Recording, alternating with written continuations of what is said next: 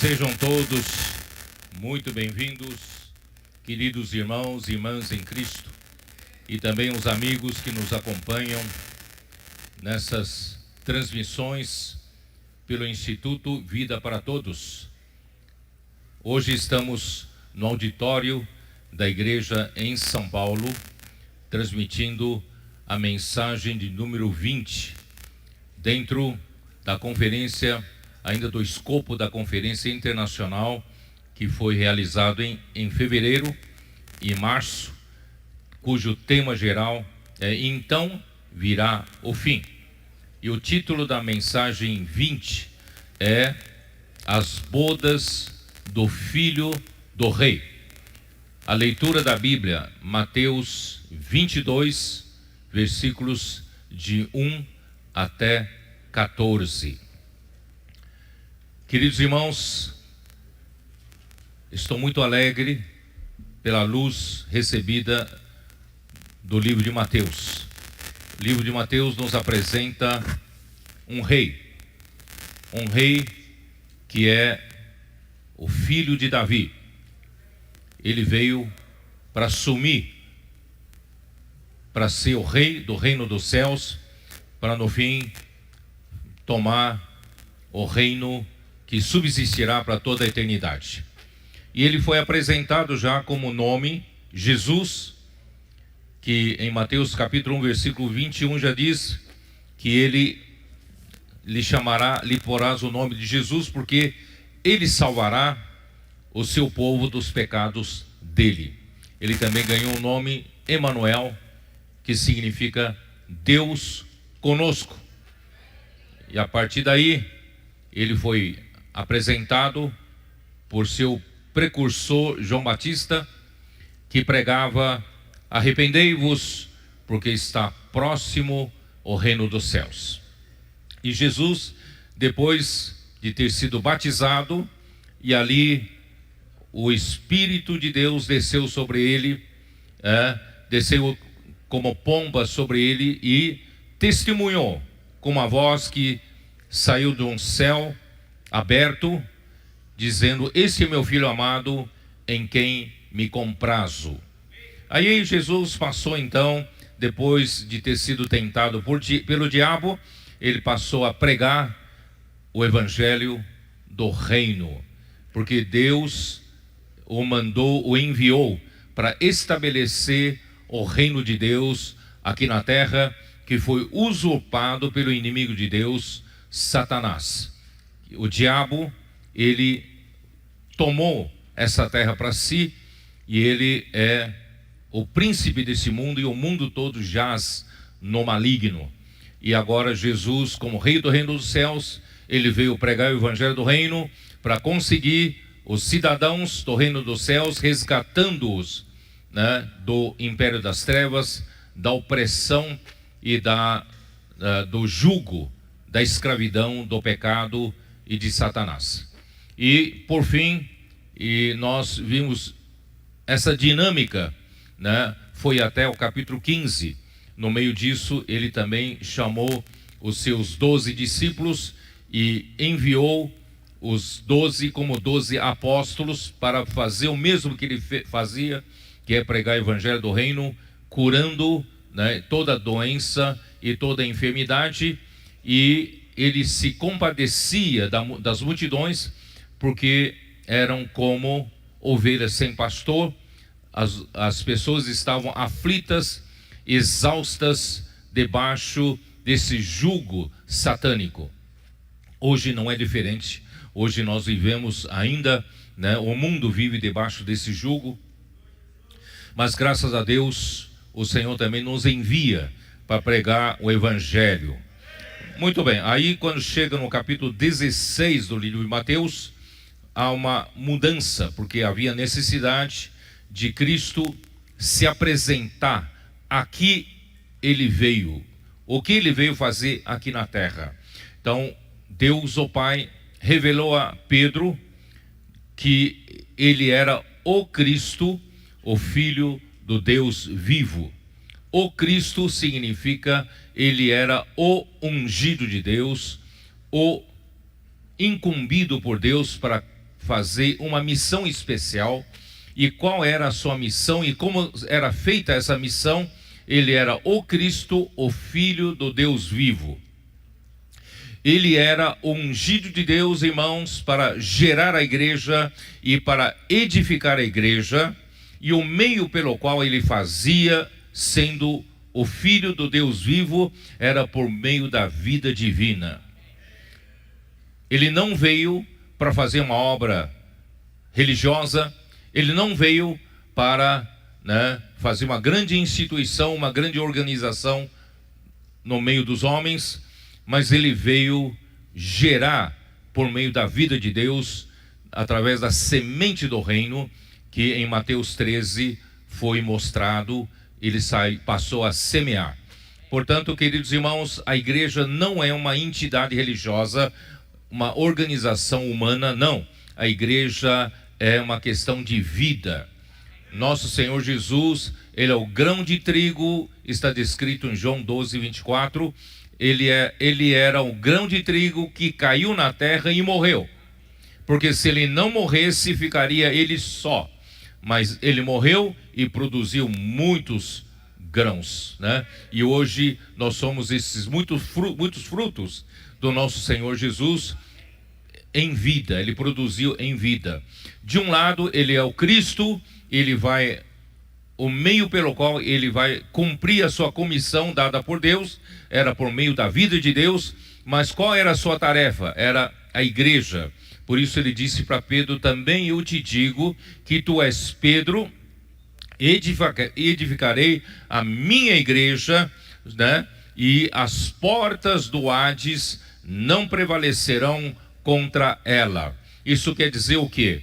Ele tem uma tarefa como Cristo, ele tem uma comissão, uma incumbência por Deus o Pai, para o quê? Para gerar a igreja e para edificar a igreja. E quando a igreja estiver edificada, essa igreja se torna o reino vencedor. Um reino que as portas do Hades nunca irão prevalecer contra ela. Portanto, irmãos, essa é a tarefa do nosso Senhor Jesus Cristo. Ele morreu, ressuscitou, ele foi exaltado por Deus o Pai, está sentado à direita de Deus, e o Pai disse para ele em Salmo 110, versículo 1, assenta-te à minha direita, até que eu ponha por estrado dos pés os teus inimigos. Irmãos, nós estamos nesse processo.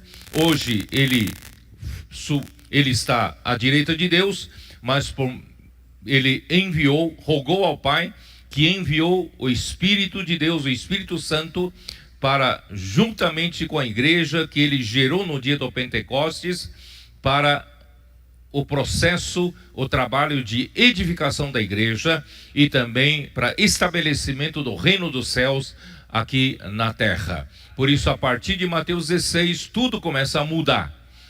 Ó Senhor Jesus!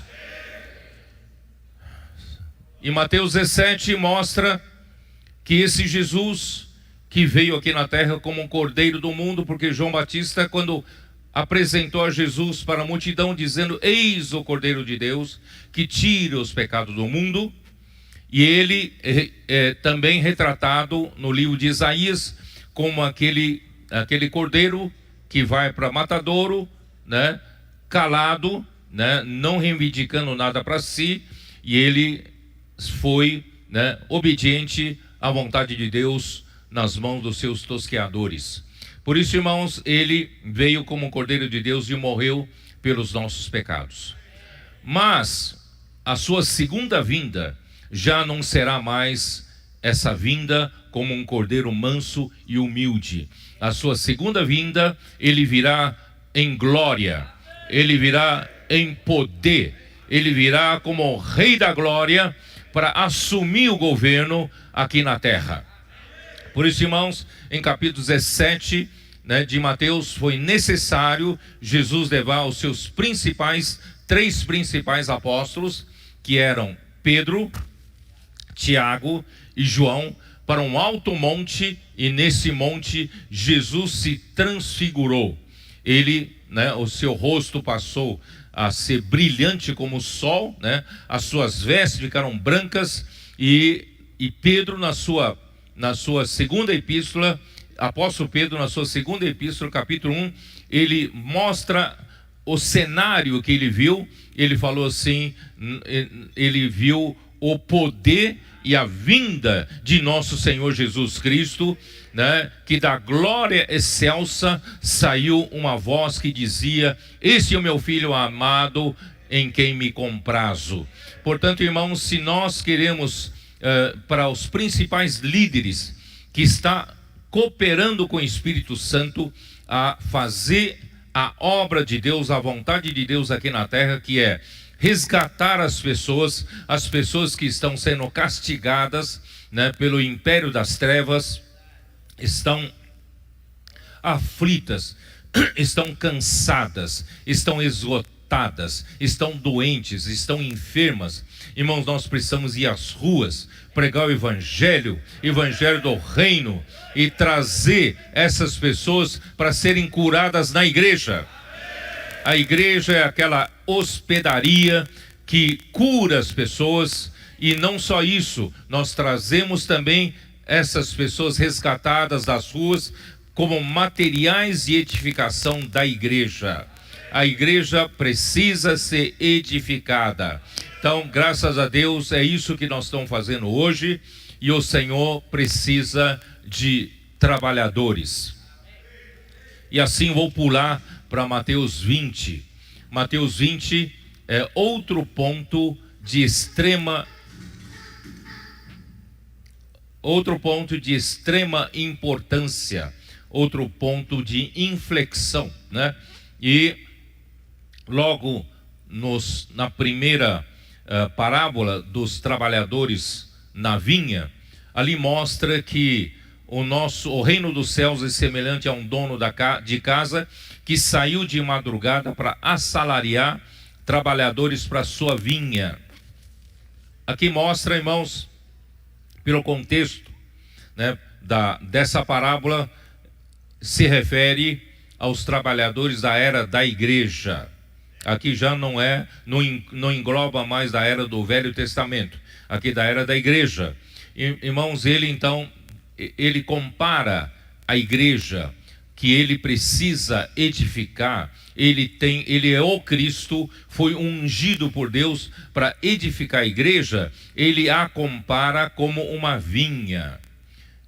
Da vinha, ninguém planta uma vinha meramente para estética, para paisagismo, né? Todos que plantam a vinha esperam a produção dessa vinha, espera, né, ter frutos dessa vinha, produzir uvas e produzir vinho, né, dessa vinha. Então nosso Senhor Jesus é a mesma coisa. Ele não está aqui meramente brincando de uma igreja religiosa. Ele espera obter da sua igreja frutos, espera obter da sua igreja, né, frutos dessa vinha, que é a edificação da igreja, né, e através das pessoas que nós ganhamos nas ruas, trazemos a edificação, e a igreja edificada será o fruto que nós vamos apresentar finalmente para ele. Ele saiu de madrugada para assalariar os trabalhadores, e a jornada de trabalho, registrado em capítulo 20 de Mateus, de 12 horas. 12 horas. Começa às 6 horas da manhã e termina às 6 horas da tarde, que é o alvorecer do dia e o crepúsculo, né, da tarde. Então nós temos das 6 às 6, 12 horas, e essas 12 horas foram divididas nessa parábola por 4 períodos de 3 horas. Então, na hora zero, que é a hora das 6 horas da manhã, hora zero, ele convida os primeiros trabalhadores para trabalhar. Aí na hora terceira, que seria às 9 horas da manhã, ele convoca o segundo grupo de trabalhadores. E na hora sexta, que é meio-dia, ele convoca o terceiro grupo de trabalhadores. E na hora nona, que seria às 3 da tarde, ele convida o quarto grupo de trabalhadores e tudo encerraria-se na hora 12ª, isto é, às 6 horas da tarde. Então são 4 períodos de 3 em 3 horas. Ele chama trabalhadores, e esses trabalhadores, irmãos, do primeiro período foram aqueles primeiros apóstolos, primeiro grupo de servos de Deus que passaram a trabalhar na igreja para a edificação da igreja. E quando chega no último grupo, às 3 horas da tarde, que é a hora 9ª, ele chama, teria sido o último grupo de trabalhadores para encerrar a jornada às 6 horas da tarde. Todavia, ele fez uma coisa inusitada aqui. Deus fez uma coisa inusitada, né? Na última hora, às 5 horas da tarde, a jornada terminaria às 6. Às 5 horas da tarde, o dono da vinha chamou mais um grupo. E esse grupo é o grupo, né, da 11ª hora. É o grupo da última hora. Irmãos, isso quer dizer o quê? Quer dizer que, né, esses trabalhadores convencionais de 3 em 3 horas não dariam conta de encerrar esta era, de concluir tudo o que precisa fazer na era da igreja. Deus precisaria usar um grupo especial de pessoas que saísse do tradicional, saísse do convencional, e Deus precisa deles para encerrar esta era. É com alegria que eu digo para vocês que nós estamos na última hora. A vinda do Senhor está muito próxima. Desde 2018, o Senhor nos acelerou um processo de uma das nossas ferramentas que o Senhor tem dado através do ministério do irmão Dong nos seus 40 anos que ele nos serviu, a colportagem. A colportagem, o irmão Dong enxergou claramente de que sem trabalhadores na rua, sem colportores na rua, nós não temos como fazer conhecido o evangelho do reino até a parte mais remota da terra, a toda a terra habitada. Irmãos, o irmão Dong já tinha enxergado isso.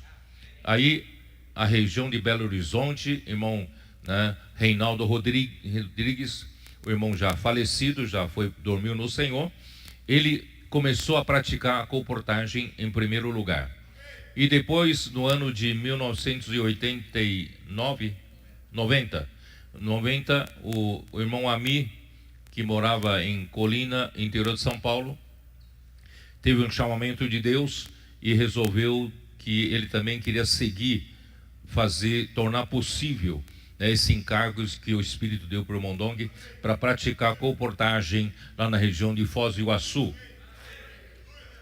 E foi um trabalho árduo, difícil, muito suor, né? E realmente muito trabalho, né? O avanço era muito difícil. Até que, irmãos, o Senhor nos mostra que chegou a última hora. Em 2018, o Senhor usou um grupo, né, dos cuidadores de irmão Dong, que cuidou até 2017, e que havia necessidade de irmão Dong fazer uma cirurgia e tinha uma certa necessidade financeira. Esse grupo de jovens resolveu também colaborar financeiramente. Eles queriam ofertar 5 mil reais, mas eles não tinham nada, eram pobres, né? Eram todos os jovens sem dinheiro, mas eles resolveram também, já que o irmão Dong o chamou de PAC, posto avançado de colportores, eles nem colportores eram, e eles, pela fé na palavra do profeta, pela fé no que o Senhor falou com eles, e eles foram, falou com André. André falou: olha, o único que poderia ajudar vocês de oferecer, dar condições para vocês fazerem comportagem é o AMI. Eles foram até Foz do Iguaçu, foram conversar com a AMI. Então, né, bom coração que ele tinha, confiou nas mãos deles, né, uma quantia em livros. E eles, para surpresa de todos, irmãos, em pouco tempo, o Senhor abençoou tanto eles conseguiram fazer comportagem, escoar, espalhar, semear esses livros, e eles conseguiram ofertar R$5.000 para essa cirurgia do irmão Donk. Do nada, né? Irmão, estava surgindo, né? Vou chamar assim, o Senhor estava turbinando, estou usando a palavra do AMI, o Senhor estava turbinando essa ferramenta, chamada comportagem. E em 2018, esse grupo já, o irmão Doug dormiu no Senhor em setembro de 2017, em 2018 eles praticaram a comportagem dinâmica, irmãos, a mão do Senhor estava sobre eles. E assim, em 2019, nós replicamos esse modelo para muitas regiões, e nós passamos a consolidar 25 grupos, né? Em média 5 pessoas, 25 grupos de 5 pessoas, comportagem dinâmica. Irmãos, a partir daí, a velocidade simplesmente disparou. Enquanto uma ferramenta da comportagem convencional era muito difícil, né, para se praticar, mas, irmãos, a partir de 2019, nós já distribuímos mais de 6,5 milhões de livros. Simplesmente, irmãos, o Senhor colocou em muitas vezes mais. Isso quer dizer o quê? Muitas e muitas pessoas nas ruas receberam oração desses comportores, muitas pessoas se converteram ao Senhor, e muitas pessoas receberam a palavra em forma de livros, né, o Evangelho do Reino, e muitas sementes estão aí ainda para eclodir, e muitas pessoas dessas já vieram para a igreja. Irmãos, isso significa o que, irmãos? Da maneira convencional, dessas últimas 3 horas, o Senhor teria que esperar mais 200 ou 300 anos para voltar. Mas o Senhor não tem mais esse tempo para esperar. Ele precisa terminar essa era. Então, Ele mesmo, irmãos, Ele mesmo, para privilégio nosso de poder participar dessa hora, Ele mesmo turbinou isso. E fez com que, irmãos, hoje a comportagem dinâmica entre nós fosse uma realidade. E a comportagem dinâmica, irmãos, disparou um processo de também turbinar outras ferramentas. Irmãos, o Senhor também, a partir de 2019, né, no final de 2019, nós perguntávamos ao Senhor: Senhor, que fazer com o Expolivro? O Expolivro eram aqueles ônibus, 6 ônibus que nós adquirimos, depois vieram mais, que espalhamos pelo Brasil todo. Muitas cidades receberam visita do Expolivro, só que esses ônibus envelheceram, esse projeto ficou encalhado. Aí nós oramos ao Senhor, irmãos, por um milagre, o Senhor simplesmente nos deu 3 carretas. 3 carretas, e hoje transformamos em Expolivro, estão percorrendo o Brasil todo. Uma carreta no sul, uma carreta no sudeste, uma carreta no norte, nordeste e centro-oeste. Irmãos, não só isso, nós já temos um caminhão Expolivro, nós temos, irmãos, já vários Expolivros em vários formatos, percorrendo toda a América do Sul, e nós temos já a América do Norte também um Expolivro em motorhome, e na Europa estamos já adquirindo mais um. Nós cremos que logo também em Angola queremos ter um, tá? Irmãos, o Senhor simplesmente nos abençoou. Ele turbinou essas ferramentas. O Avança Jovem, né, também era um grupo de 6, 8 jovens no Maranhão, São Luís, preocupados em como poder ganhar mais jovens para o Senhor. Irmãos, todas essas ferramentas foram turbinadas dentro de um só princípio. Qual é o princípio? Crer na palavra do profeta, com simplicidade e com obediência. E isso turbinou tudo. Irmãos, por isso todas as demais ferramentas, se não partir desse princípio, não vai ter a bênção do Senhor. Então precisamos aprender que a bênção do Senhor está aí, porque a palavra vem dele, a palavra não é de um homem, a palavra vem dele. Então não só isso, o Avança Jovem hoje, irmãos, o Senhor simplesmente despertou um grupo muito grande de jovens que no final dessa era deveria estar totalmente apáticos, deveriam estar totalmente longe do Senhor, com o coração endurecido para as coisas de Deus, não é verdade? Mas não, Deus então fez um milagre entre os jovens do nosso meio. Deus começou a despertar muitos jovens para se cumprir Salmo 110, versículo 3. Na chegada da aurora, Deus Pai, disse que o povo de Deus das igrejas atenderá a convocação para essa última hora. E de fato as igrejas despertaram-se.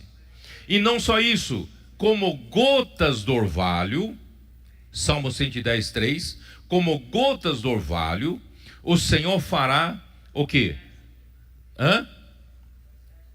Um exército, vão descer como gotas do orvalho, muitos jovens, adolescentes, até crianças, para formar um exército de jovens santos para essa última hora.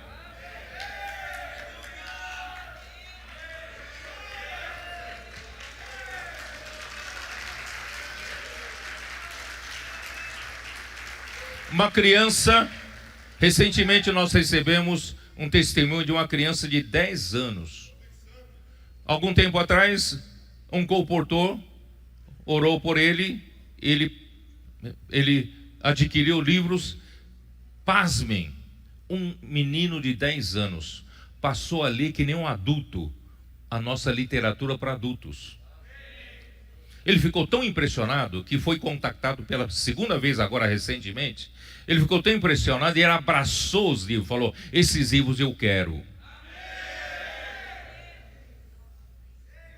E nossas crianças, irmãos, de 4 anos, depois da conferência, eu já falei isso para vocês, depois da conferência, voltando com os pais da conferência da sua terra, no avião, essa criança de 4 anos foi orar pelos comissários de voo. Posso orar por você? Nossos filhos, nossos netos, 4 anos, 6 anos, 8 anos, irmãos, estão aí orando nas ruas junto com seus pais, seus avós. Irmãos, quem faz esse milagre é só o Senhor. Mas por que Ele está fazendo esse milagre nos nossos dias? Porque é chegada a última hora. As nossas irmãs não ficaram paradas. Começaram com a rede de conectadas para cuidar das outras mulheres, as pessoas. Irmãos, tem milhares de pessoas sendo cuidadas. E os nossos homens também não ficaram para trás. Hoje nós temos homem de oração. Irmãos, tudo isso visa o quê? Visa trazer o Senhor de volta. Visa a edificação da igreja. Tornar a igreja um reino. Para lutar contra o império das trevas. É ou não é? Temos aí a comportagem por hora, por oportunidade. Nós temos o que? Os serviços da igreja sendo restaurados. Porque ao servir na igreja, nós temos a oportunidade de nos edificar juntos um ao outro. Não é? Nós éramos de relacionamento difícil. Depois que o homem caiu, o pecado entrou no homem, irmãos, o homem ficou um bicho difícil de se relacionar. É ou não é? Por isso que nós temos tanto problema nos casamentos, temos tanto problema de relacionamento em em todas as áreas. Mas, irmãos, graças a Deus pela vida de Deus em nós, Deus está nos edificando juntos, tirando-nos da nossa individualidade, para nós sermos edificados como o corpo de Cristo. Bom, eu extrapolei demais o meu tempo, eu preciso entrar na mensagem de hoje, né? Senhor Jesus, eu disse para os irmãos líderes da região, né, de Sorocabana, da região metropolitana de São Paulo, né, e da Baixada Santista, antes nós subimos aqui, nós estamos em comunhão, oração. Eu disse para eles que quando o Senhor turbinou, porque chegada a última hora, turbinou a comportagem dinâmica, eu disse para o gerente da cooperativa, que é o Isaac, da nossa região, eu disse para o gerente da cooperativa, os comportores foram turbinados, o gerente agora precisa ser turbinado. Precisa mudar. Um gerente convencional não vai mais dar conta. E graças a Deus que ele foi turbinado, tá? Convencional. Não mais gerente Bob, né? Para quem participou da conferência sabe o que é Bob. E, irmãos, sabe o que significa isso? Eu falei para os irmãos líderes dessas igrejas, significa que todos os irmãos líderes das igrejas têm que ser turbinados. Nós todos temos que sair do convencional. Daquela maneira convencional de ser um presbítero da igreja, eu sou a autoridade máxima, todo mundo tem que obedecer a mim, tem que me ouvir, eu que dou as ordens e tal. Irmãos, isso não vai dar conta mais. Eu preciso ser aquele líder que lidera os irmãos a sair nas ruas, pregar o evangelho, posso orar por você, não é isso? Liderar a igreja obedecendo com simplicidade a palavra profética. Vamos mudar. Vamos sair do convencional, do tradicional. Nós precisamos pensar fora da caixa. Não fica como todo mundo, todos os religiosos pensam. Nós não somos esses religiosos dentro da caixa. Nós queremos pensar fora da caixa, do jeito como Deus pensa. Mas por outro lado é simples, irmãos, é simples. Você não precisa ser super-homem. Não precisa ter uma capacidade acima dos outros, não precisa. Irmãos, hoje nós temos a palavra profética. É só ser simples. É só ouvir a palavra profética, ruminar, né? Realmente entender, não é só ouvir uma vez e você passar a respirar o encargo que Deus respira. O que vai acontecer? Essa mesma palavra profética que você ouve, e recebida por você e praticada por você, ela vai fazer a obra de Deus. Não é a sua capacidade. Não é que nós, à última hora, viramos todos heróis, somos capazes, homens habilidosos. Não, não. Nós apenas nos tornamos canais para o Espírito poder atuar. Por isso, irmão, de um lado, nós temos uma grande tarefa, uma tarefa pesada. Mas, por outro lado, irmãos, nós descansamos. Porque quem faz é o Espírito. Quem faz é Deus, é o Senhor. Cabe a nós apenas obediência. Cabe a nós apenas dar condições para Ele atuar. E o Senhor tem atuado no nosso meio, não é isso? Amém. Bom, vamos lá. Eu preciso entrar na mensagem de hoje, senão não vou ter tempo de terminar. A mensagem de hoje, irmãos, é o capítulo 22 de Mateus. No final do capítulo 21, Jesus fala mais uma parábola dos lavradores maus. E esses trabalhadores, né, também a eles foi encarregado de uma vinha. Né, o dono da casa de casa encarregou-lhes de cuidar de uma vinha. Irmãos, de novo essa vinha. E essa parábola do final de 21 refere-se ao povo de Israel até nossos tempos, tá? E no tempo do povo de Israel, né, houve, infelizmente, foi passando o tempo, né, eles passaram a ser lavradores maus, passaram a espancar os profetas que Deus mandava, e alguns profetas até foram mortos. E no fim, Deus mandou seu próprio filho e também foi morto, né, pensando que, como herdeiros se matassem, eles tomariam posse da vinha. Então essa pedra, lembra que eu terminei assim na semana passada? Que essa pedra que os construtores rejeitaram, veio a ser a principal pedra angular. Essa pedra, irmãos, veio a ser a pedra principal da fundação da edificação da igreja. E essa mesma pedra, depois da igreja ser edificada, irmãos, no final da era da igreja, a igreja edificada se juntará a Cristo, e essa mesma pedra vai atingir os pés da grande estátua do sonho de Nabucodonosor, que representa todos os impérios, todos os governos humanos, hoje dominado por Satanás, começando por Nimrod. Foi o primeiro que estabeleceu o governo humano para dizer para Deus: Deus, nós não precisamos de ti, não precisamos do teu governo, o homem sabe cuidar de si mesmo. Esse é o princípio do governo humano. Mas essa pedra, que é Cristo e a igreja, irá atingir os pés dessa estátua, parte ferro, parte barro, em Daniel capítulo 2, e essa estátua será derrubada e será esmiuçada, e se tornará o quê? O vento levará como palha no estio, e não se verá mais nenhum vestígio. Ninguém mais vai ver nenhum vestígio do governo humano.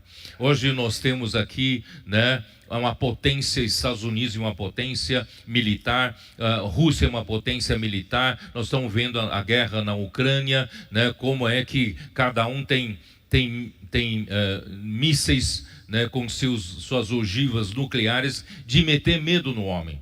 Podem destruir a terra, né, com a potência que tem. Mas, irmãos, um dia tudo isso virará pó e não sobrará mais nada. E o que vai sobrar, irmãos, é Cristo e a igreja, como essa pedra vai atingir os pés dessa estátua e vai se tornar uma grande montanha. E essa grande montanha é o reino que subsistirá para sempre, para toda a eternidade. Então, Jesus Cristo governará por 1000 anos e depois entregará esse reino para Deus o Pai, que governará para toda a eternidade.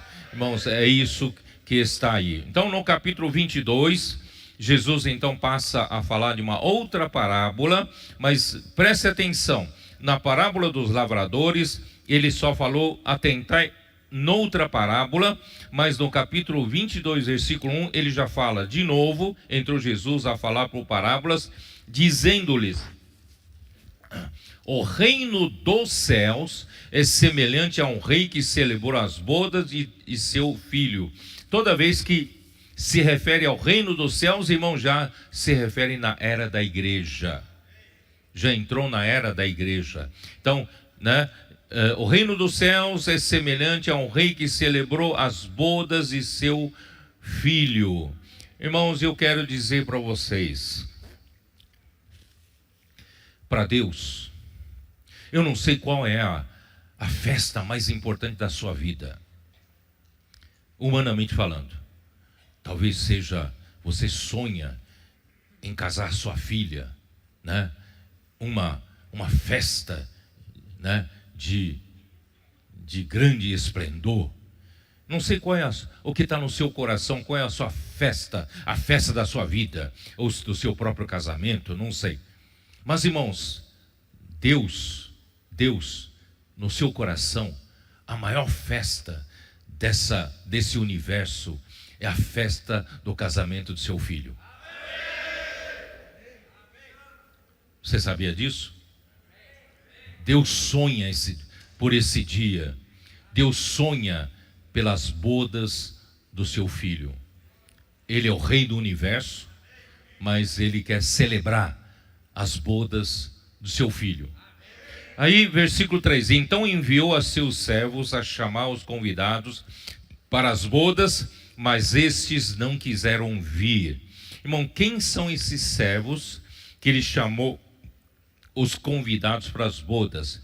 Irmãos, foram para mim, tá? A meu ver, aquela primeira fase em que o próprio Senhor Jesus veio aqui na terra, passou a pregar o evangelho do reino e enviou os seus discípulos como 12 apóstolos para pregar o evangelho do reino, e enviou os 70 para pregar o evangelho. Quer dizer, esse evangelho que se pregava era o convite para as bodas do Cordeiro. Vocês, comportores, quando vocês vão às ruas orar pelas pessoas, pregar o evangelho, vocês precisam agora ter uma outra visão. Vocês estarão indo nas ruas para convidar as pessoas à grande festa do coração de Deus, que é a festa das bodas do seu filho, tá? Então a pregação do evangelho nada mais é do que convidar as pessoas para as bodas do Filho de Deus, para o casamento do Cordeiro, de Cristo, né? Então, eles não quiseram vir. Então, houve, no tempo ainda de Jesus, com seus discípulos, né, houve muita oposição, muita perseguição, não é isso? E em seguida, que enviou ainda outros servos com esta ordem: dizei aos convidados: eis que já preparei o meu banquete, os meus bois e cevados já foram abatidos, tudo está pronto, né? Vinde para as bodas. Eles, porém, não se importaram em se foram, um para o seu campo e outro para o seu negócio. Irmãos, que significa isso? Aqui, quando fala, anuncia para as pessoas que eu já deixei tudo pronto, esse banquete está pronto. Os bois e os cevados já foram abatidos, já foram mortos. Isso já é depois da morte de Cristo. Vocês estão entendendo? Logo após a morte de Cristo, Jesus então manda, depois do dia do Pentecostes, a geração da igreja. A igreja foi gerada. A partir daí, irmãos, a igreja sai para pregar o evangelho, porque tudo já está pronto. Cristo já morreu, né? A redenção já foi feita, já foi realizada. Todo aquele que invocar o nome do Senhor será salvo.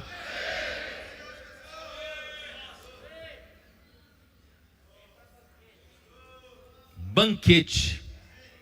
Bom, antes de entrar no banquete, eu vou mostrar para vocês o seguinte. O reino dos céus delimita a era da igreja. O rei é Deus e o filho é Cristo.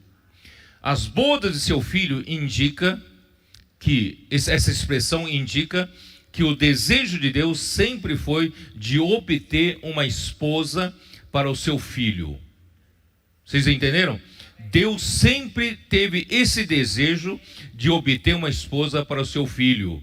Por isso que as bodas do seu filho é o maior acontecimento desse universo, tá? E Gênesis 2:20, você já começa a perceber lá no primeiro livro da Bíblia. Gênesis 2:20.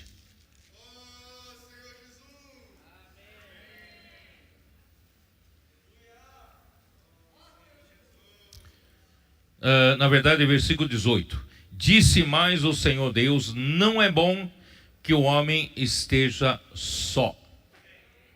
Falhei uma auxiliadora que lhe seja idônea. Na verdade, quando Deus olhou para Adão, que ele criou, né, do pó da terra, soprou nas suas narinas o fôlego de vida, e o homem passou a ser uma alma vivente. E Deus olhou para ele e falou assim: não é bom que o homem esteja só. Eu vou fazer a ele uma auxiliadora que lhe seja idônea, né? Ou na King James atualizada traduz: ou alguém que o ajude e a ele corresponda. Corresponda. Irmãos, quando Deus disse para o homem que não é bom ele estar só, ele estava vendo o seu filho. O seu filho precisa de uma auxiliadora. O seu filho precisa de alguém que o ajude, alguém que lhe corresponda, alguém que seja a correspondente dele, alguém que seja o complemento dele, tá? Então, Deus, então, no versículo 21, então o Senhor Deus fez cair pesada sono sobre o homem, e este adormeceu, tomou uma das suas costelas e fechou o lugar com carne. O que quer dizer isso? Quando Deus fez Adão adormecer, um pesado sono, significa, irmãos, que o seu filho Jesus Cristo também teria de cair num pesado sono para gerar a sua esposa. Que pesado sono é este? É a morte de cruz. Seu filho Jesus Cristo, se quer ter uma esposa, ele precisava morrer. Por isso que em Efésios 5, Paulo disse, né, que Cristo amou a igreja, a si mesmo se entregou por ela. Então ele precisava morrer. A sua morte na cruz não foi somente para nos perdoar os pecados, para Deus nos redimir dos nossos pecados, mas também, irmãos, para obter a esposa, tá? Então, versículo 22, e a costela que o Senhor Deus tomara ao homem, transformou-a numa mulher, tá? Bom, irmão, mas antes de chegar a isso, eu vou ler aqui, o que eu escrevi aqui, ó. Deus fez cair pesado sono sobre Adão e tomou uma das suas costelas, né, e a construiu. O verbo transformar aqui não sei ler direito, né?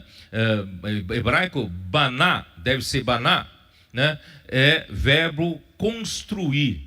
Então Deus tirou uma costela de Adão e Deus precisou construir ou edificar, né, numa mulher. Então a mulher não veio num passe de mágica, assim, ó, num estalo de dedo, plic, e se transformou numa mulher. Não, a mulher foi edificada, foi construída, houve um processo. Por que a Bíblia é tão minuciosa e usa esse verbo como o verbo construir aqui, hein? Por quê? Porque a igreja precisa ser construída, ela precisa ser edificada. Ó Senhor Jesus. Então, vou ler aqui, ó. E construiu-a numa mulher. Essa palavra mulher, né, em hebraico é Isha.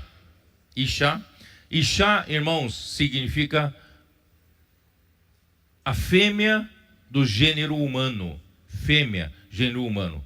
E lhe a trouxe. E disse o homem: esta, afinal, é osso dos meus ossos e carne da minha carne, chamar-se-á varoa, que é Isha, porquanto do varão foi tomada. Esse varão aqui é Ish, é gênero masculino.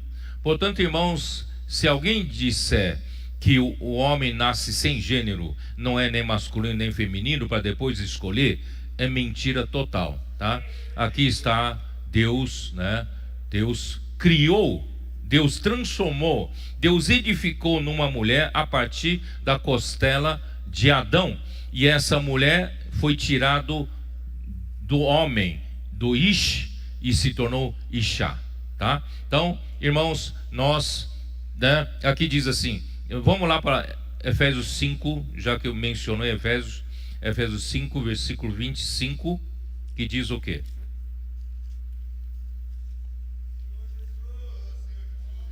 Maridos, amai vossa mulher, como também Cristo amou a igreja, a si mesmo se entregou por ela.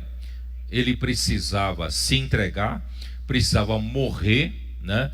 Cair num pesado sono, para Deus poder retirar uma costela, como de Adão, para edificar a sua auxiliadora numa mulher, né? Numa igreja. Por isso, irmãos, Cristo se entregou por ela para que a santificasse.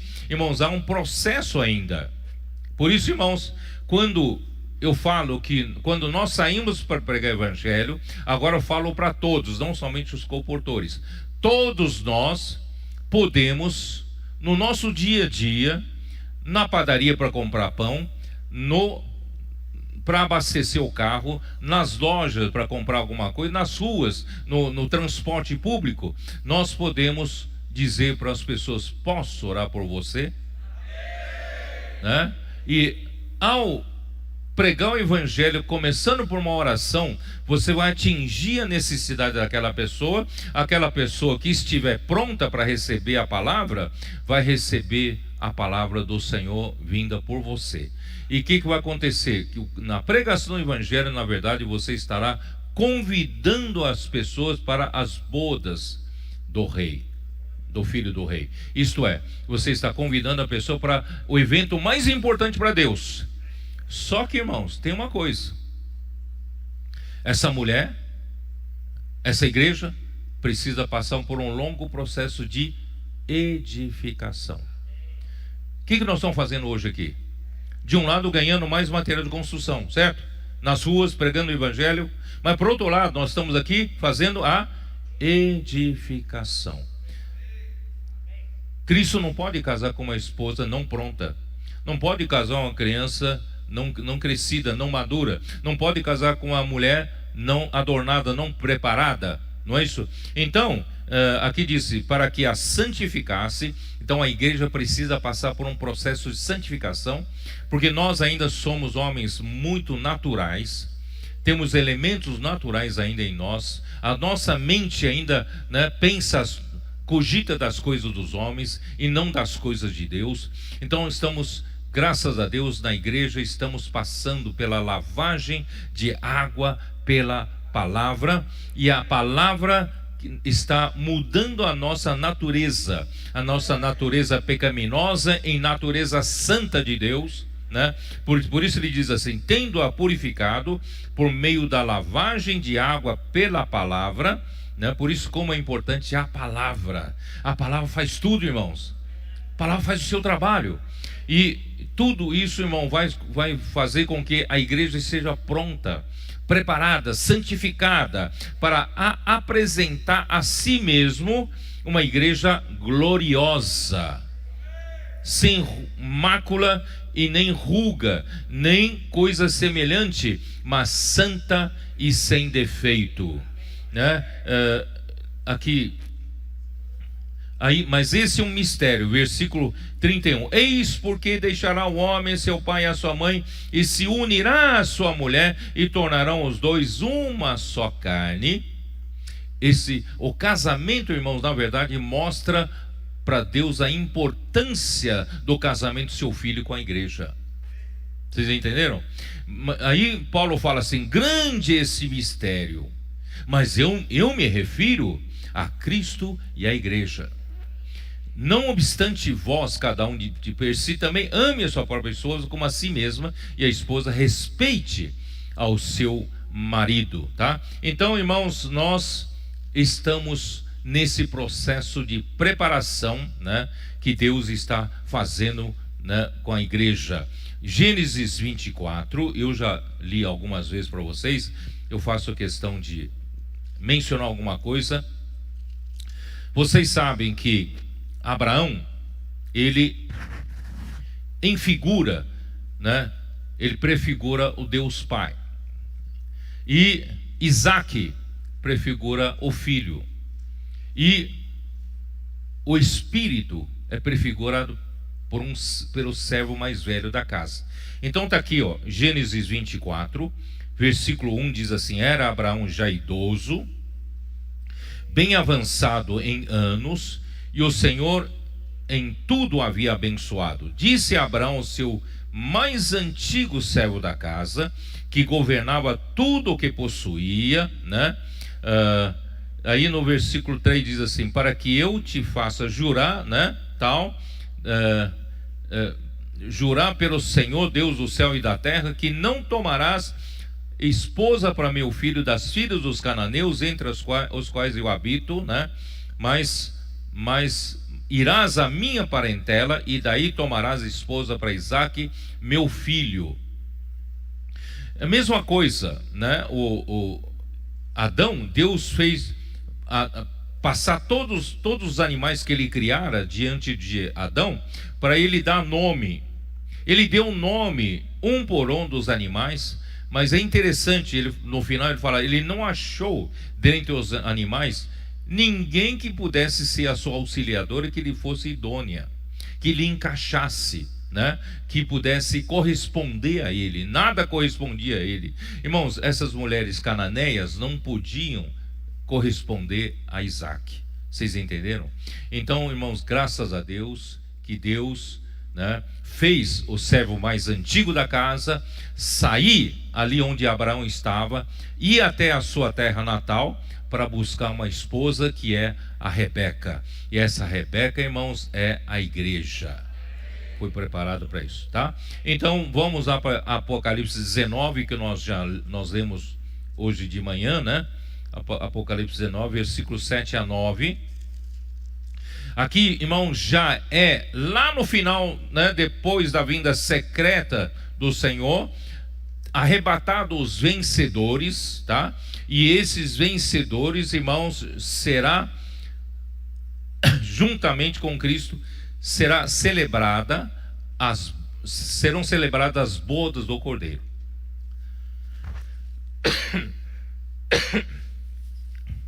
Ali diz, capítulo 7: alegremo-nos, exultemos e demos-lhe a glória, porque são chegadas as bodas do Cordeiro, cuja esposa a si mesma já se ataviou, pois lhe foi dado vestir-se de linho finíssimo, resplandecente e puro, porque o linho finíssimo são os atos de justiça dos santos. Irmãos, isso já, quando a noiva já está pronta.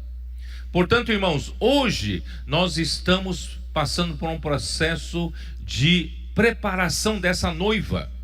Nós estamos preparando essa esposa para casar-se com Cristo, edificando a igreja, buscando pessoas nas ruas, trazer para a igreja e servir ao Senhor junto conosco, pregar o evangelho junto conosco e sendo edificados junto conosco como o quê? Como a igreja, como o corpo de Cristo, não é? Irmãos, graças ao Senhor, esse trabalho que o Senhor está fazendo entre nós, né? Então, quando chegar naquele dia, irmãos, não só aqui participarão, não todos da igreja. Essas bodas de Apocalipse 19 participarão somente os vencedores. Eu vou ler uma nota aqui, da versão Restauração. Nota aqui dizendo assim: a esposa a si mesma já se ataviou, refere-se à igreja. Efésios 5, 24, 25, 31, 32, que nós acabamos de ler. É a noiva de Cristo em João 3, 29, ali fala o que tem, João falou que tem, a noiva é o noivo, né? E contudo, segundo os versículos 8 e 9 que nós lemos aqui, tá? Porque 9 fala assim, então, estou falando de Apocalipse 19, 9 diz assim: então me veio o anjo, escreve, bem-aventurados aqueles que são chamados à ceia das bodas do Cordeiro. E acrescentou, são estas as verdadeiras palavras de Deus. Quer dizer, nem todos os cristãos participarão da ceia das bodas do Cordeiro. Somente os vencedores. Por isso, irmãos, nós lutamos para sermos vencedores. Os trabalhadores de última hora são os vencedores. Porque os trabalhadores da última hora receberão recompensa, galardão. Irmãos, isso são para os vencedores. Então vou ler uma nota, né, terminar de ler essa nota. Então, segundo os versículos 8 e 9, a esposa, a noiva de Cristo, aqui referida, consiste somente dos crentes vencedores durante o milênio. Enquanto a noiva, a esposa, em Apocalipse 21:2, pode dar uma olhada lá, 21:2, aí já engloba todos, tá? 21:2 diz assim: vi também a cidade santa, a nova Jerusalém, que descia do céu da parte de Deus, ataviada como noiva adornada para sua esposa. Por que há duas menções de noiva adornada para seu esposo? Uma é antes do milênio, outra é depois do milênio. Vocês entenderam? Antes do milênio é para os vencedores, e depois do milênio para todos. Você quer fazer parte de qual? Só que depois do milênio não terá mais festa do casamento. A festa do casamento já foi durante o milênio. Você quer participar das bodas do Cordeiro? Então você tem que ter uma veste nupcial, tá? Então, vou continuar lendo. Compõe-se, depois em Apocalipse 21:2, compõe-se de todos os salvos santos após o milênio pela eternidade. A prontidão da noiva depende da maturidade de vida dos vencedores. Além disso, os vencedores não são, isso aqui é importante, os vencedores não são indivíduos separados, mas uma noiva corporativa. É preciso haver edificação. Os vencedores não são apenas maduros em vida, mas também estão edificados juntos como uma noiva. Irmãos, é necessário a gente negar a si mesmo, cada um negar a si mesmo, edificar-nos com os outros, tá? Finalmente, a igreja edificada torna-se em cidade santa, a nova Jerusalém que descia do céu, da parte de Deus, como noiva adornada para o seu esposo, composta de todos os santos salvos na eternidade futura, tá? Então, irmãos, os primeiros servos, voltando lá para Mateus, né, 22, né? É isso? Mateus 22. Vamos lá. Mateus 22. Os primeiros servos foram os primeiros apóstolos enviados para pregar o evangelho. Foram enviados posteriormente outros apóstolos, e os convidados não quiseram vir. Eu já falei sobre isso.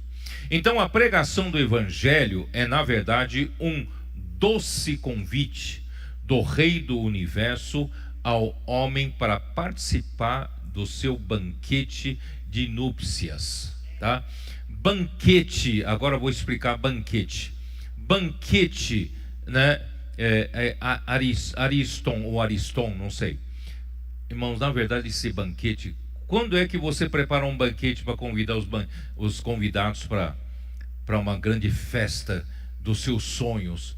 Você prepara esse banquete, né, geralmente à noite, tá? E pode ser às vezes à tarde, né? Geralmente à noite. Mas esse banquete, irmãos, Ariston ou Ariston, não sei, é a primeira refeição do dia, a primeira refeição da manhã. Lembre-se que nós estamos na escuridão da noite. Nós estamos na noite. E agora nós somos os primeiros a serem avisados que a aurora está chegando. Ninguém está vendo, mas pela palavra profética, né, nós vimos que a aurora está chegando, não é? Então, irmãos, quando a aurora chegar, né, antes do público saber, irmãos, os primeiros vencedores serão arrebatados. E eu quero fazer parte desses primeiros vencedores. Aí depois, irmãos, a aurora vai ser cada vez mais evidente para todos, até que chegue o sol da justiça, a vinda pública de nosso Senhor Jesus. Aí então amanheceu, tá? Aí então haverá, na vinda do Senhor, haverá as bodas do Cordeiro, que é o banquete que é a primeira refeição do dia. Primeira refeição do dia, tá? Ó Senhor Jesus. Então, irmãos,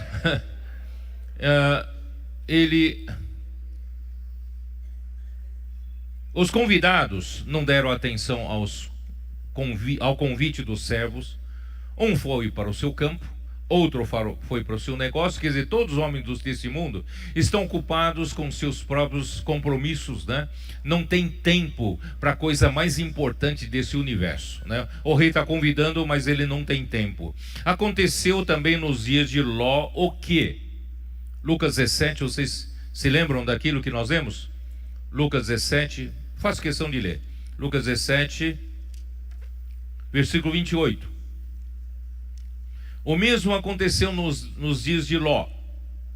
Comiam, bebiam, compravam, vendiam negócios, plantavam e edificavam.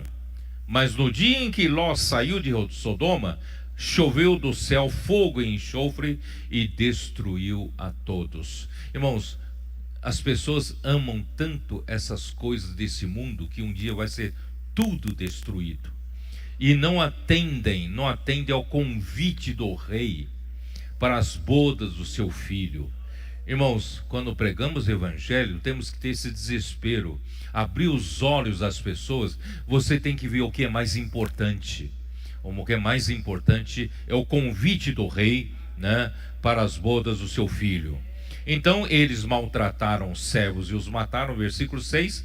Além da perseguição, irmãos, por parte dos líderes judeus, a política romana, também em associação com a religião judaica, maltratou vários cristãos e matou a espada Tiago, irmão de João. Vocês se lembram? Em Atos capítulo 12, versículos 1 e 2, Tiago foi sacrificado, martirizado, e o próprio apóstolo Paulo e apóstolo Pedro foram ambos mortos a mando do imperador Nero. Foram mortos. Então, irmãos, no período inicial da igreja em Jerusalém, que se multiplicava o número dos discípulos, também muitíssimos sacerdotes obedeciam à fé. Atos 6, versículo 7. E quando Pedro foi conduzido, né, pelo Espírito à casa de Cornélio, em Cesareia, para abrir a porta do reino dos céus para os gentios, né? Vocês sabem, ele abriu a porta para os judeus que creram no Senhor no dia do Pentecostes, e também abriu a porta para os gentios na casa de Cornélio, né? Em Atos capítulo 10, não é isso? E quando ele voltava para Jerusalém, né, os que eram da circuncisão, quer dizer, os que eram da igreja em Jerusalém, mas era do partido da circuncisão, já havia um partido, e o arguíram porque ele havia entrado em casa de incircuncisos e havia comido com eles. Isso está em Atos capítulo 11, versículo 1 e 2. E quando Paulo e Barnabé foram para Jerusalém, porque alguns que desceram da Judeia ensinavam aos irmãos: se não se circuncidar segundo o costume de Moisés, não pode ser salvo. Irmãos, isso é uma aberração. Então Cristo terá morrido em vão, né? E aí insurgiram alguns da seita dos fariseus que haviam crido, dizendo: é necessário circuncidá-los e determinar-lhes que observem a lei de Moisés. Isso está em Atos 15, versículos 1 e 5. Paulo então escreve aos Gálatas: se a justiça é mediante a lei, segue-se que morreu Cristo em vão. Isso está em Gálatas capítulo 2, versículo 21. E se eles deixarem circuncidar, Cristo de nada lhes aproveitará. Gálatas 5:2. Isso mostra a grande mistura da lei com a fé na igreja em Jerusalém. Bom, aí no versículo 7, irmãos, o rei ficou irado e, enviando as suas tropas, exterminou aqueles assassinos e lhes incendiou a cidade. Essa referência, né, é com relação às tropas do exército romano, que destruiu a cidade no ano 70, a cidade de Jerusalém.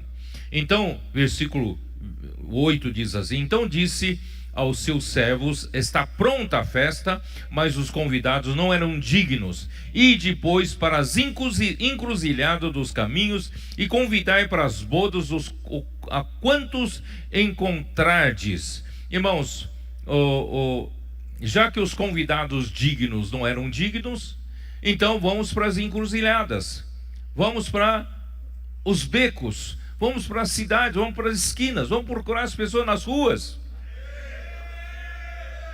Ó Senhor Jesus, a pregação do Evangelho, irmãos, é um convite para as bodas, né? E vamos ver Atos 13, 46. Não para comprar roupa, né?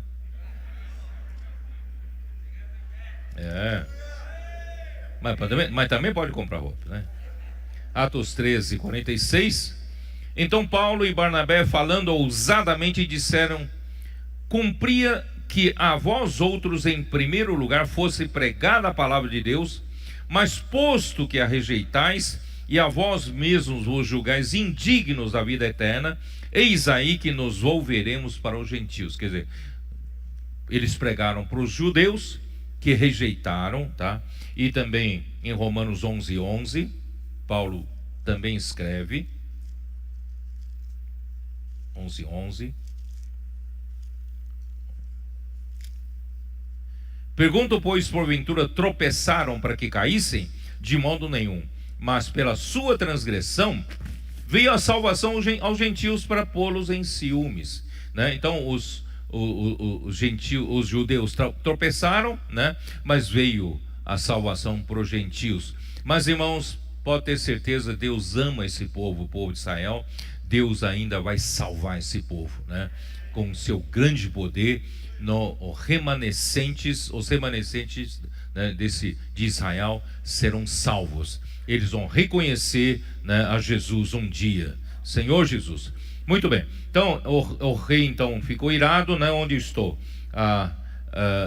Portanto, irmãos, uma nota de King James atualizado diz assim: e depois as esquinas o texto diz assim: e depois, não é encruzilhada, não, King James atualizado, e depois as esquinas das ruas, e convidai para as bodas todas as pessoas que encontrares. Quer dizer, não precisa selecionar, não precisa dizer, ó, esse aqui está bem vestido, esse aqui é digno de ir para as bodas, aquele está mal vestido, né, não é digno. Irmão, não escolha as pessoas.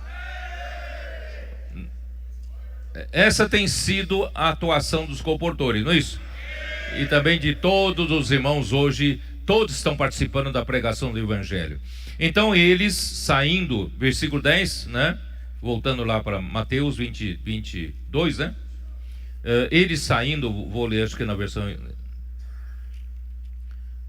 versão King James atualizada, né? Diz assim, onde estou?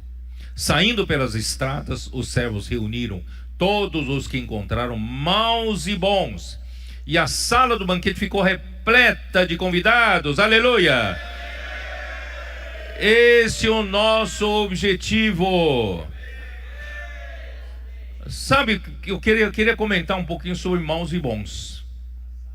Irmãos, na igreja, no Novo Testamento, no tempo da graça, irmão, não vamos ter aquele conceito de alguns que se julgam bons, achando que, né, os fariseus principalmente, eles davam uma aparência de pessoas justas, querem aparecer como pessoas justas, e condenavam os que não eram justos, né? E condenavam a Jesus que comia com os publicanos e os pecadores, né?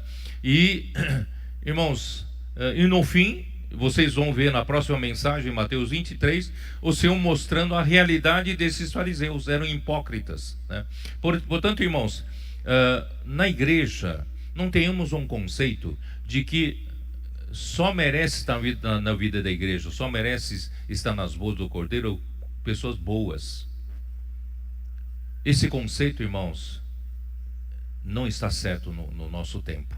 Irmãos, eu vejo quantos jovens no passado, puxa, esses jovens são problemáticos, né? Somente aqueles jovens, né, do nosso padrão, né, estereotipo de um jovem bom, né? Vamos preservar esse jovem amanhã ser um bom ministro da palavra. E que esse jovem que se desviaram, esse jovem, né, tal, caíram, esse jovem não tem chance. Não, amanhã, irmãos, eu tenho visto muitos desses que você não dava nada, irmãos, depois o Senhor recuperou eles. O Senhor trouxe, depois de feito o SEAP, depois de, né, servido ao Senhor, irmãos, tem muitos hoje muito úteis na mão do Senhor. Por isso, irmãos, não vamos julgar com nossos olhos. Se você tem uma boa estirpe, se você tem, né, uma linhagem muito boa, né, sua família também, o seu casamento é tudo certinho, irmão, não julgue os outros. O Senhor sabe. O Senhor às vezes, né, surpreende você, né? Então não vamos medir com o nosso. Por isso que aqui ele mandou trazer maus e bons. Vocês se lembram em Mateus 11, quando João Batista mandou perguntar se tu és o Cristo ou devemos esperar outro? O Senhor falou aos seus discípulos: o que vocês veem, conta para eles. O que vocês estão vendo? Que os cegos veem, os coxos andam.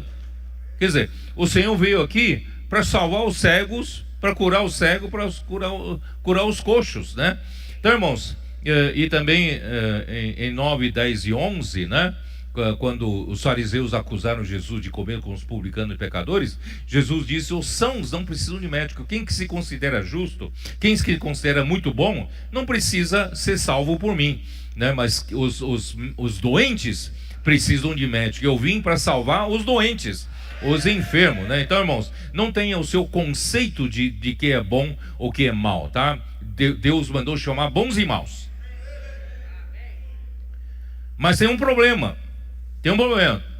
A sala do banquete estava repleta, mas havia um que não havia, né? Vamos lá, onde está esse versículo?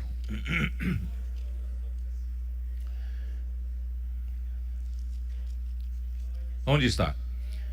Versículo 11. Entrando, porém, o rei para ver os que estavam à mesa, notou ali um homem que não trazia veste nupcial e perguntou-lhe: amigo, como entraste aqui sem veste nupcial? E ele emudeceu. Então ordenou o rei aos serventes: amarrai-o de pés e mãos e lançai-o para fora nas trevas. Ali haverá choro e ranger de dentes, porque muitos são chamados, mas poucos escolhidos. Irmãos, esse aqui não é uma pessoa não salva, não foi lançado para lago de fogo. Ele apenas passou por um período fora, né, da luz, né, da presença ali do reino milenar, tá? Mas depois ele vai participar, como dissemos, né, de Apocalipse 21, também da esposa do Cordeiro. Mas ele não se preparou, não estava pronta a sua veste. Então vou explicar, meu tempo já está acabando, mas eu vou explicar para vocês a questão das vestes. Salmo 45, vamos dar uma olhada nos Salmos 45?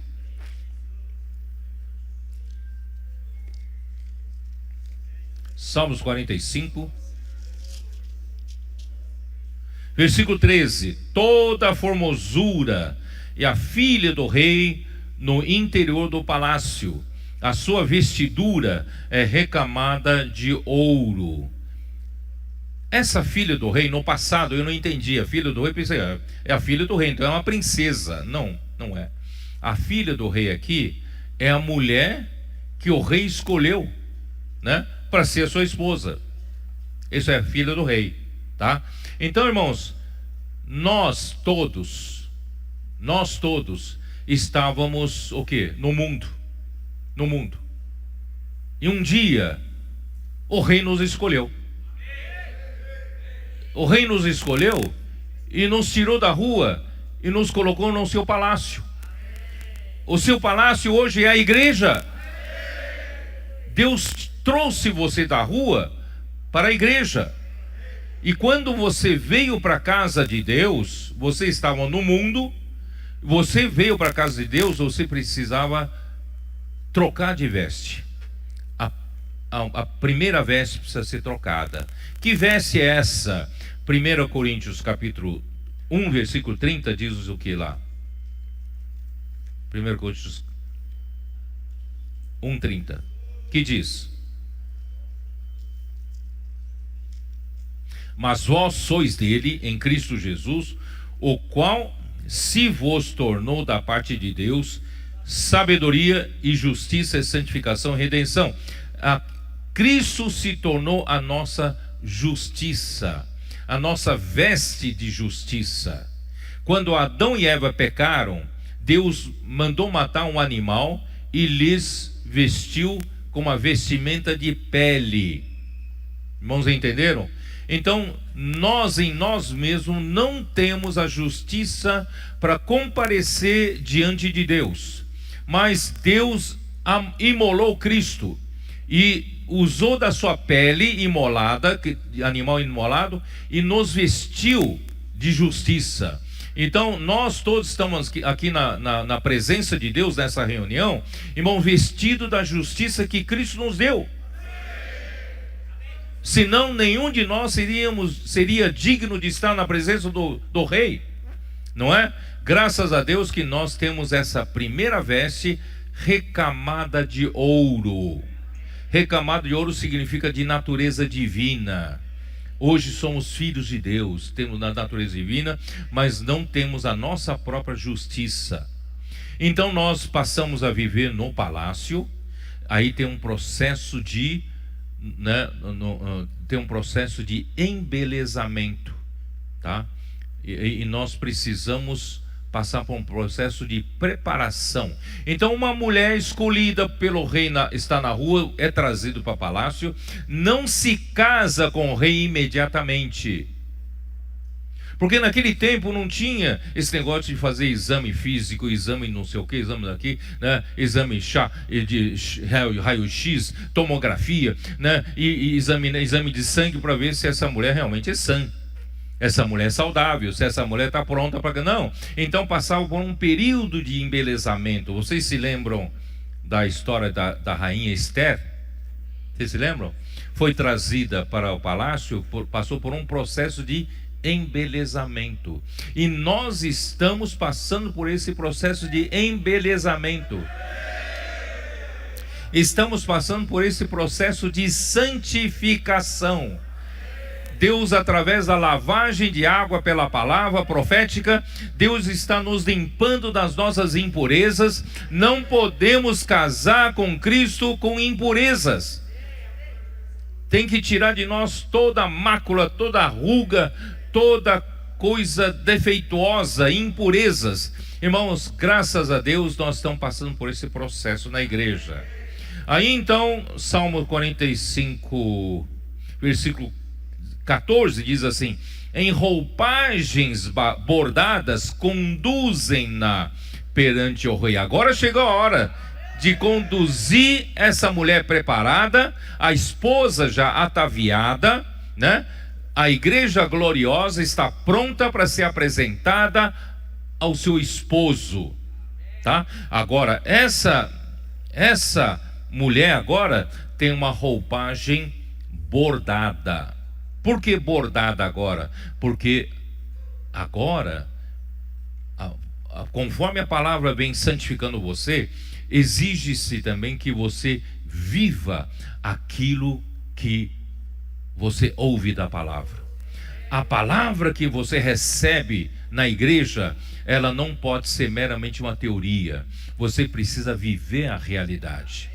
Nós não pregamos uma coisa e vivemos outra. Nós devemos pregar e viver a mesma coisa. Então, essa justiça objetiva que é Cristo, que morreu por nós para nos qualificar a estarmos na igreja, no palácio, agora Ele está nos, o quê? Constituindo para que nós possamos viver uma vida de justiça por nós, não é? Por meio de Cristo em nós e através de nós. Por isso que em Apocalipse 19, aquela veste, né, da noiva é de linho finíssimo. E o linho finíssimo são os atos de justiça dos santos. Quer dizer, são justiças praticadas pelos santos. A primeira veste você não precisou fazer nada. Cristo se tornou a justiça para você comparecer na presença de Deus. Mas a segunda veste, você que tem que tecer, você tem que bordar para você ter essa veste nupcial. Se naquele dia das bodas do Cordeiro você comparecer sem a veste nupcial, você será retirado do banquete. Por isso, irmãos, vamos nos preparar hoje. Vamos preparar hoje, né? É a justiça subjetiva e Filipenses 3:9 fala, né, sobre essa justiça subjetiva que é Cristo. São os atos de justiça praticados por nós, fio a fio, para sermos conduzidos à presença do Rei nas bodas do Cordeiro. Ser lançado fora nas servas exteriores não é perder a salvação, mas é ser desqualificado para participar do desfrute do reino durante o milênio. Eu não consegui terminar esse capítulo 22 todo, mas, irmãos, eu acho que é suficiente, né? Eu acho que eu consegui passar esse encargo. Daqui para frente, irmão, nós temos que mudar um pouco também o nosso conceito, que o evento mais importante para Deus, o Rei do Universo, são as bodas do seu filho. A festa, o casamento do seu filho. Por isso a nossa pregação do Evangelho, irmãos, visa chamar as pessoas para as bodas. Mas que significa preparar as pessoas para as bodas? Não apenas tirar das ruas, trazer para a vida da igreja. Precisa, junto conosco na vida da igreja, sermos edificados, recebemos a palavra para nos limpar, para nos purificar de toda impureza e nos preparar no processo de embelezamento para que essa noiva seja pronta, a igreja edificada, para que o Senhor possa voltar. Amém. Jesus é o Senhor. Amém.